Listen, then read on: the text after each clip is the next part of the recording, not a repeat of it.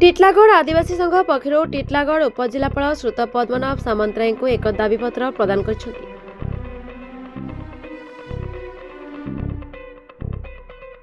गत जनवरी 2 तारिख दिन खपराखोल ब्लॉक अंतर्गत लरंबा थाना अधीनस्थ कादपड़ी ग्रामर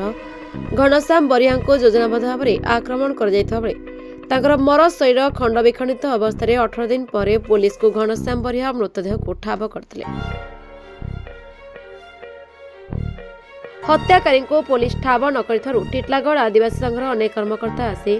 टिटलागढ़ जिलापाल को लिखित भाव में अभियोग कर टिटलागढ़ उपजिलापाल घटनार तदंत हेब एवं बलांगीर जिलापाल और मुख्यमंत्री पाखक दाबीपत्र पठाଯିव बोली प्रतिश्रुति देथिले। आदिवासी संघ लरंभा पुलिस विलंब को नहीं दुख प्रकाश करने सहित सीबीआई पक्षर तदंत हेले प्रकृत रहस्य पदाक आसे बोली अनुरोध करछंती टिटलागढ़ आदिवासी संघ। जदि यार तदंत नहेले आगक राजरास्तार आंदोलन तीव्र हो बोली आदिवासी संघ पक्षर चेतावनी दैछंती। जिला आदिवासी कल्याण संघ टिटलागढ़ ब्लॉक शाखा तरफ समस्त कर्मकर्ता आसी उपजिलापाल टिटलागढ़ महोदय को आम साक्षात करछुं एवं पृथक पृथक हिसाब से दुईटी मेमोरांडम देछुं। एक नंबर मेमोरांडम है घनश्याम बरिया पिता संबारू बरिया आमर कादोपाणी थाना लरंबा आ ब्लॉक खपराखोल गत 2/1/2026 तारिख दिन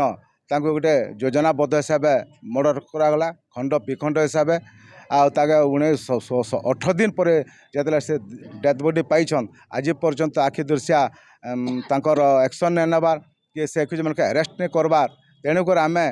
गोटे आदिवासी संप्रदायर पिला सी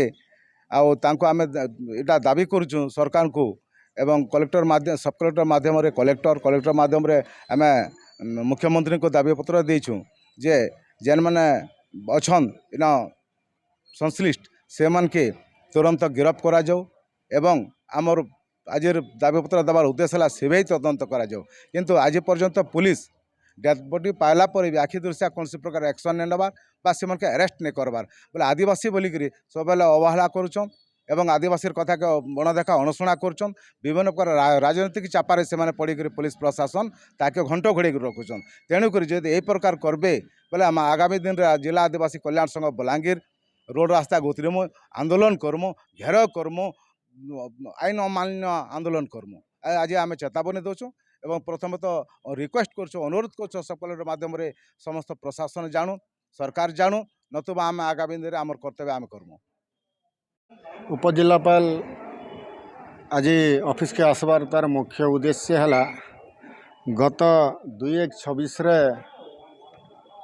कादोपाणी लरंबा थाना खपराखोल ब्लॉक आमर गोटे आदिवासी पुओ के चंचकता करी जेन गोटे मर्डर करा जाइछि से उपरे आमे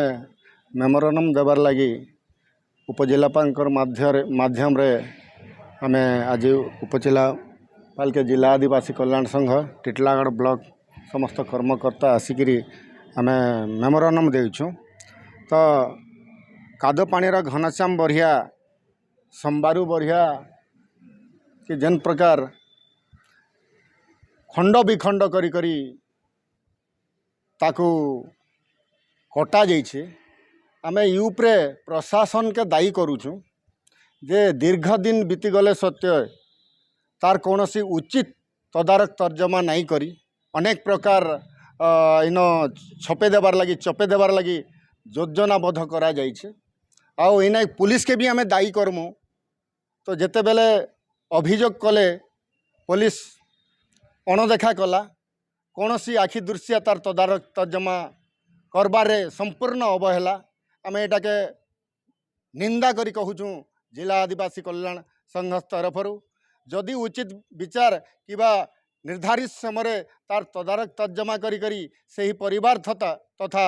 सही व्यक्ति को जदि न्याय प्रदान नहीं करा जाए ताहेले आगामी दिन में आमे बाध्य हेमु आईन आंदोलन अमान्य करबार लगी।